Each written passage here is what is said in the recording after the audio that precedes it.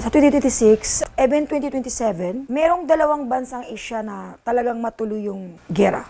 Medyo madamay lang tayo. Sa taong 2026, magkaroon po talaga ng terrorist.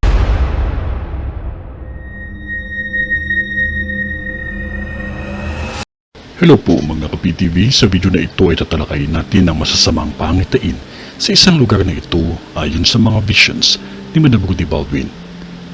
Pero kung ikaw ay hindi pa nakasubscribe sa aking channel, baka naman.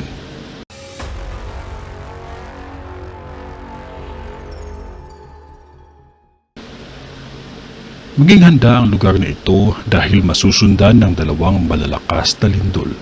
Ngunit ang dalawang lindol na ito ay sa isang araw lamang mangyayari. Malinaw ko itong nakakita ko sa vision ko. Kagaya ng post ko dati na magkakaroon ng malakas na lindol, ngunit uulitin ko ito na sa vision ko ay mauulit. Ngunit dalawa ito na kung saan sa loob lamang ng isang araw ito magaganap lahat. May mga sinkhole akong nakakita na halos mangyayari pa lamang sa iba't ibang bahagi ng lugar na ito. May nakakita akong malaki at kilalang tulay na guguho ng biglaan. May nakakita akong tsunami na magaganap pa lamang. May isang bahagi ng kalsada na papunta sa ibang lugar, ang daan na gamit ang sasakyan ang magkakaroon ng aksidente. At may OFW ang nadamay dito. Maingat ang mga OFW dahil may nakikita akong dalawang Pilipino na masasawi. Ang isang OFW, ang ikinasawi nito ay aksidente, ngunit ang isa ay krimen. Huwag pairali ng init ng ulo, pairali ng haba ng pasensya, lalo na sa kapwa pareho kayong Pilipino.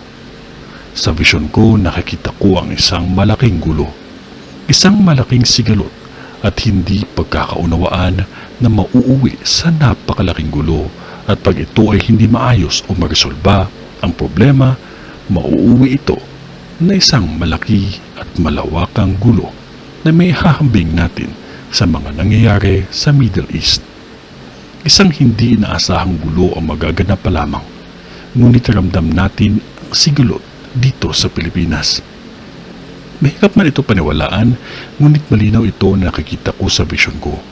Mabagsik na gulo. Kaya maging handa ang lahat, lalo na sa taong ito at sa taong 2027. Maraming pagguho ng lupa ang nakikita ko na magaganap pa lamang.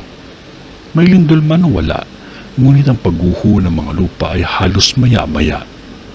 May nakikita pa akong kabahayan na guguho. May pangyayari sa ilalim ng lupa at tubig na siyang nagpabago ng panahon. Sa vision ko, may biglaan at hindi inaasahan sa pagsabog ng bulkan. Mga pangyayari na hindi aakalain na magaganap ay magaganap na talaga. Isang hamon ng kalikasan na bumago sa galaw ng panahon. Sa pagguho ng tulay ay may nakakita akong nasawi dito. Aksidente sa himpapawid naman ay nakakita ko na mangyayari pa lamang. Ang biglaang pagkapatay ng supply ng ilaw ay mangyayari ang araw na kung saan sasakupin ng dilim ang buong lugar ninyo. Walang ilaw ang buong bansa. Isang pag-shutdown ng biglaan.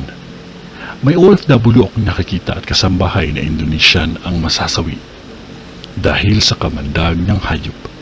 Maging maingat lamang ang lahat dahil sa araw ng kadiliman ay lalabas ang makamandag na hayop na maaaring ikakasawi kung sino man ang makakagat nito.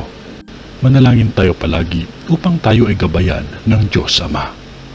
Ito ay ang bisyon ni Madam sa Malaysia, sa ngalan ng Diyos Ama at ng Diyos Anak at ng Diyos Espiritu Santo.